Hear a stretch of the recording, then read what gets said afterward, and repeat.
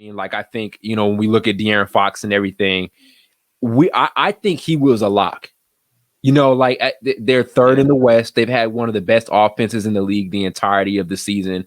I don't think it was in any of our minds that they were going to end up snubbing him. Like that wasn't even, I think the only dude, and we'll get to him in a second, but the only guy that we kind of felt that they may snub that we think is obviously an all-star is Anthony Edwards. But De'Aaron Fox, to me, that's the most surprising all-star snub. They sent Domantas Sabonis to the all-star game, but not him. You know what I mean?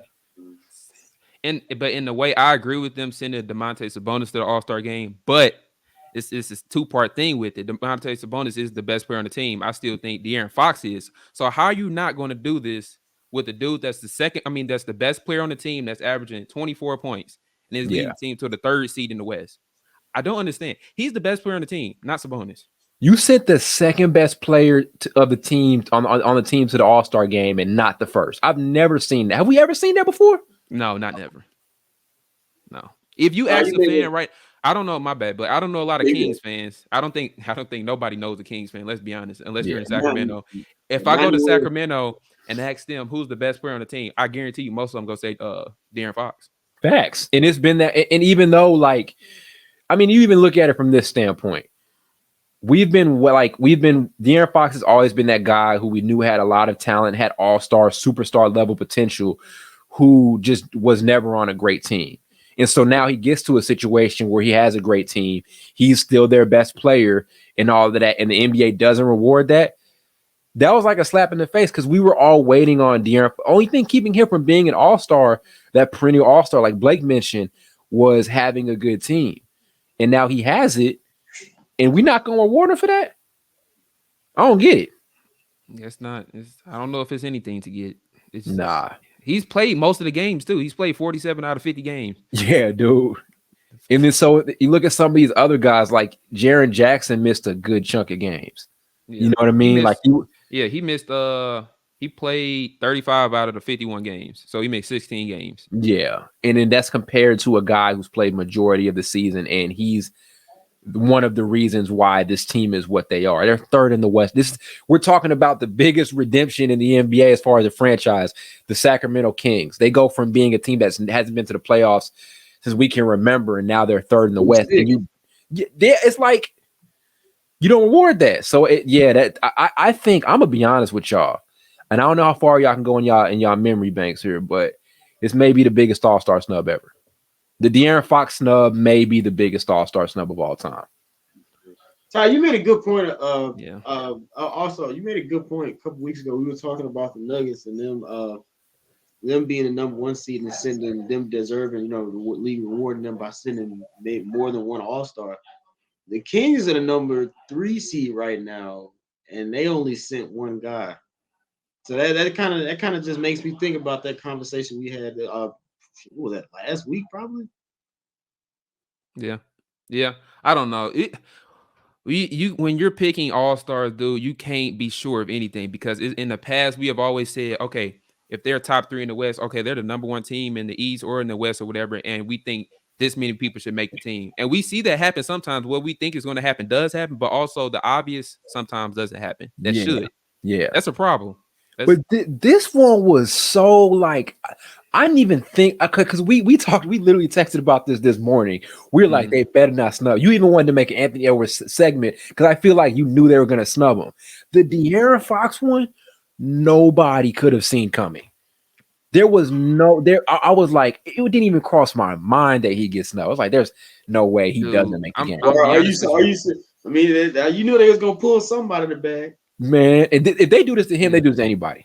I'm just saying. Yeah, no. It's always now. I'm not surprised somebody got snubbed because it's always 1 or 2 dudes each year that got get snubbed or whatever. But sometimes I'm not gonna say luckily because that's messed up. Some dudes get hurt and they get the opportunity to slide right on in that game. But I'm gonna be honest. I think all these dudes about to play. I don't think nobody. All them dudes in the West probably playing. And even when you one of them slide in all stars after somebody gets hurt, it's still they don't feel the same. They don't feel the same, man. It's like you sympathizing for me because I didn't make it on the first try. So you just, I don't know. I would take it if I was them, but it's still just kind of, it makes you feel kind of, I don't know. I would say playing advocate a little bit here. This could motivate them to probably put a bigger show. which could impact the quality of the game, bring the quality of the game up. But at the same time, they shouldn't be in there anyway. So right. I'm saying, yeah, That's ridiculous, bro. There's an aspect of it, and now we can talk about the Anthony Edwards snub because, like I said, that is one snub that I think we saw coming. Right, like I said, Carl literally texted us morning. He said, "I know they're gonna do. We have a segment actually that came out a couple weeks ago where we literally talked about, the potential of them snubbing Anthony Edwards. This was one that was ridiculous too. I think the Timberwolves kind of found their stride maybe a couple of weeks ago, but the basketball he's been playing the entire season has been dope. He's getting better every single year. This is what, year 3? There was a playoffs last year. Like I don't get. I feel like last year, I don't think he was flat out snubbed, but I felt like he could have made it. This is the year where I think he should have been one. He comes off a playoff appearance, all of that, and they still don't award him. It's ridiculous. He should have made it this year. Their record is better without their best player than it was with their best player, or somebody. Some people might think Karl Anthony Towns is their best player, but the point is, I can't even think of his name. Anthony Edwards has kept them afloat even without Karl Anthony Towns. When Karl Anthony Towns was on the team, that team was barely being above 500. Now that they have Anthony Edwards leading the team, they are 2 games above 500, and he's averaging 25 points per game. Yeah, it's not, and they're 6th in the West. It's not that hard. Yeah, they're making it harder than what it is. Yeah, he's a fan favorite too. I don't want to, and I don't always like going back and then immediately comparing guys when saying one guy should have been an all-star, but I just don't see, because I think the first thing I thought about when it came to Anthony Edwards was, okay, why is Paul George in the game? You know what I mean? We talk about Paul George making it. He's played how many games this year, Carl? Paul George has played 37 out of 54 games. 17 games he's missed. And Anthony Edwards has played how many? How many has Anthony Edwards played? All of them. Every single one. And they're, you know what I'm saying? Anthony Edwards has played every single game. His numbers are better by 2 points, and his shooting percentage is just as good. Actually, his shooting percentage is even better by like 2 percentage points, and he's leading his team to the 6th place in the West. So I just don't understand. I don't understand a lot. What is the logic there? I don't know. I think it's favoritism. Like I said, we was talking about politics the other episode or whatever. It has to be favoritism. So, but yeah, it's really a shame that the players or the coaches or the fans whoever pick. I think it's 50. Isn't it 50% fan vote? Blake? Yep, I think so. It's a shame that these people are missing the obvious picks. It doesn't make sense. Yeah, dude. I don't understand. Jesus, Lord, man. I don't understand it, bro. Because if you've got just comparing their stats, if you've got somebody that's almost objectively better, then I mean there shouldn't be any argument. It really shouldn't. I'm just struggling to find the logic for them to pick Paul George. Who in their right mind wouldn't want to see this dude in the All-Star game dunk on somebody? Because let's be honest, as far as athleticism goes, he's just as athletic as anybody in the league. You telling me you don't want to see him dunk on somebody? So I don't know. It's disappointing. And I honestly believe if Cat was on the team, I think Cat would have made it. That's the fucking. No, he probably would have. If he's been playing consistently, he probably would have. Because this is what I know about the All-Star game. Once you're an established name or whatever, if you made it a couple times, that gives you like a great resume to be like, oh, he's an All-Star, so he should be another one. That's kind of what they do. If you really think about it, a lot of the All-Stars they have chosen this year have been All-Stars in the past and everything like that. So even if they don't live up to their normal standards, they still make it based off their name. Not Jaren Jackson. Yeah, no, but that's my point. That's why it doesn't make sense. Yeah, man. I'm gonna be honest. That's something they got to do away with, dude. Because that closes the door on some of this incredible young talent that's coming up. Like it's ridiculous. It's ridiculous. Because I was just about to say, I didn't mean to cut you off. I was just about to say, like, even though we're talking about the reserves, like this is a flaw in just like even picking the starters. Zion should not have started. He didn't play a lot of games. Facts. It does not make sense. Stupid. They picked a lot of guys over guys who didn't. Like, if the whole thing is going to be availability, because they make that an argument a lot. Well, this guy wasn't available, or whatever the case may be. They talk about that a lot. So, okay, but you pick guys who played a significant. I just don't remember too much memorable Paul George stuff. I don't remember a memorable Paul George run at any point this season. I remember Anthony Edwards is going crazy and all of that. And then one of y'all made a point about young guys in this game. Here's the thing. Anthony Edwards is one of when we talk about guys under 25, guys who are going to be next up, the Lucas. Give me some other names here. The Trae Young, the Trae Youngs, those next up types of dudes. John Morant, right? Anthony Edwards is right there. Yes, He's he in that conversation. He's a potential future next top 5 player. And the point that he's 3 seasons in and he hasn't had an all-star. And I love Ja, but Ja's had an all-star. Now he had an MVP run. That's a little different. But if Ja's been in there, Anthony Edwards ain't too far down the ladder as a player from Ja. He should be in there too. He's another playoff guy, you know? So there's no reason for him not being in the game. If you're in your first year and you average 20 points per game, most of the time that's going to be you're going to have a successful NBA career. Right. If you're your first season and you're already averaging 20 or 20 points per game already, I already know what's going to happen to your career. You're probably going to keep increasing the points, which he has. He's went from 20 to 23 to now 25 almost. So it's only a matter of time, because I said before the season started, I said either this year or next year he's going to be my dark horse for like MVP. Because I can see his numbers steady getting better and better each year. Even his efficiency has gotten better. What you was worried about, Ty, we drafting him out of Georgia. Yep, that's even gotten better.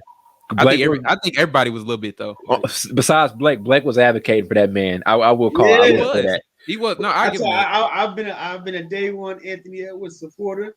Ever since he came out of high school, I've been a day one Anthony Edwards. If Anthony Edwards has 1,000 fans, I'm one of them. Right. Carl, you said MVP run. I mean, what if he made one this season? It's not too late, at least to make a case, because we've seen guys get snubbed and then lose their mind that second half of the season and then end up getting something better. There was one year Dame got snubbed from the All-Star game and made All-NBA. Yeah. So that could be the thing with Ant. It could, you know. I'm glad you mentioned Dame, because Dame starting off his career, he would put up great numbers with LaMarcus Aldridge on the team or whatever, but they wouldn't want to show him love to give him all-star appearances, so he just started eventually damn near averaging 30. So I guess that was motivation for him to take it to the next level. I don't know if you remember that, but like that was probably he been in the league 10 years. It was probably 2014, 15.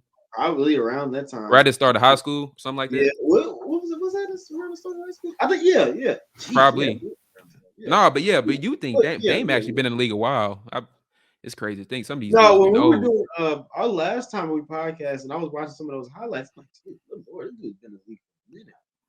Yeah, no. Kobe said when he went against him his rookie year, he said, "No, that kid got it." That's what he said. You know, when some of these veteran players see dudes play, they already know straight off the rip if they're gonna be good or not. It's amazing how they can kind of scope talent like that. Some of them should be GMs. Well, maybe not. Never mind. I mean, honestly, I wouldn't take it that far. I know. Well, honestly, I mean, I would trust some of these former players. Well, not as GMs. Some of them. Yeah. I maybe more so in the scouting department. I think I would definitely trust them more so. I think that they got that eye for the game. You know what I'm saying? Yeah, I know who don't got that eye. Michael Jordan definitely got it. That's the one. Yeah, he the one that don't have it. But back to the point. I just don't understand how you can look at Anthony Edwards' game, especially since they have a better record without their said to be best player since he's been out. Their record is better without them than it was with him. That should speak volumes of how he's leading the team. He's in his third year leading the team to a 28-26 record. That's still kind of a young team. Got D'Angelo Russell and everything like that, but still, like we would. I don't know if you all expect this. I didn't expect them to keep this afloat or even play better like they are playing over the last month. I thought they were really going to drop. I'm gonna be honest with you. At the beginning of the year, I thought this Timberwolves season was going to be a wash, because I think they went on a little losing run, probably like around November, December 1. It was bad. Yeah, I was ready to write them off, but here comes Superman, put that cape on. He started carrying them boys. Yeah, no. He's a beast. This one was. I mean, we're not going to get into it. I think I know why, but I think I know why he's not. But I mean, either way, you have to award great play. But just to back it all back, just for the reason that we thought there was no none of us even thought that there was a potential for De'Aaron. We thought De'Aaron Fox was a lock. For him to not get that, it was ridiculous. So I think the De'Aaron Fox snub to me, it's the worst ever. And the Anthony Edwards one is blatantly disrespectful too, because you can't even argue Paul George over Anthony Edwards. You can't even. His points aren't better. He hasn't played more games. The Clips are a better team, but is that enough? How much of that? How responsible is he of that? Listen, he's not, because he's missed a good chunk of the games. But guess what? The Kings have a better record than the Clippers too. If you want to be specific, it's by a game or two or whatever, but they still have a better record. I'm gonna need my Sacramento fans to light the beam, as they say, because this ain't right.